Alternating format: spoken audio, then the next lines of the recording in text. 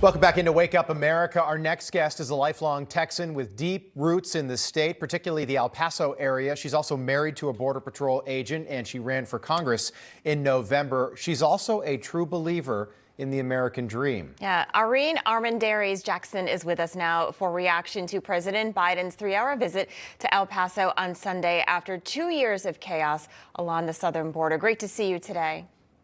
Thank you for having me. Irene, nice to have you back. You tweeted that if Democrats had won in November and kept the House, Joe Biden would have never gone to the border now. How much do you think Sunday's visit was box checking for Joe Biden? So when he does announce that he's running for president, he can say, hey, I've been to the southern border. Absolutely 100%. I think it was just to shut the mouths of the Republicans. But again, it was nothing more and nothing less than a photo op. No solutions. This was on the other side of what you're seeing on the screen. There were tents of illegal of people that wanted to cross. That was cleaned up on the Mexican side.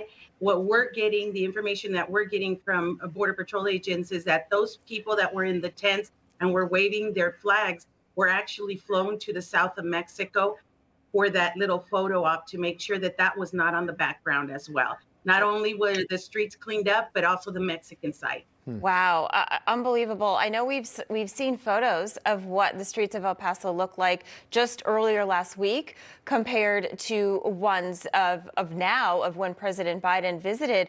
How does this make sense, though? Because you would think that folks, even just in El Paso, and we don't know what happened behind the scenes, that they want the president to see what's really happening. Do you feel that he really just didn't get a chance to see exactly what you're seeing on a day-to-day basis? Yes, but I wouldn't feel sorry for him. I'm pretty sure the orders came directly from him and his administration to clean it up. That particular area that we're looking at the screen right now is actually still the way it is. There's another that is cleaned up. That particular mural is cleaned up. But the one that where you were right before, where you saw the river, all that had tents and it had a bunch of people waiting to cross, and it's all gone. The order came from above, and again, the buck stops with him, and he didn't get to see. I'm sure he didn't drive by Sacred Heart Church, which is still full, but he definitely went to the Cordova Bridge, and to the right and to the left, it was completely sanitized. Yeah, it's so bizarre to me. So he goes down to El Paso on a fact-finding mission, but all the facts were cleaned up. So he can't go back to Washington and address the situation because he didn't see the situation. What do you make of that? And then couple that with the fact that every day 300 Americans overdose on fentanyl. It's the #1 killer in America of adults ages 18 to 45. So just to get a perspective of what the border cities, the border communities have around them, is we have checkpoints. So even if people get across illegally, there is checkpoints that they have to go through. But because of all the agents being processing, those checkpoints have been closed numerous times. For the first time in months, we actually had Border Patrol agents on the line actually doing their job last week.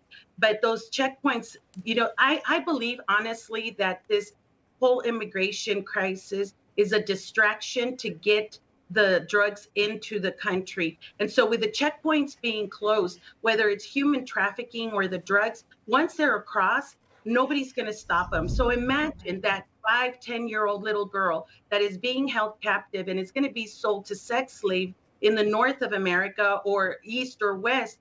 Their only hope is to be rescued at those checkpoints. And now those checkpoints are closed because all the agents are processing. We had witnesses that actually saw the buses in case he showed up to the centralized processing center, buses loaded with people, because they did this with Mayorkas, they did this with Kamala. They cleaned it up, they sanitized it.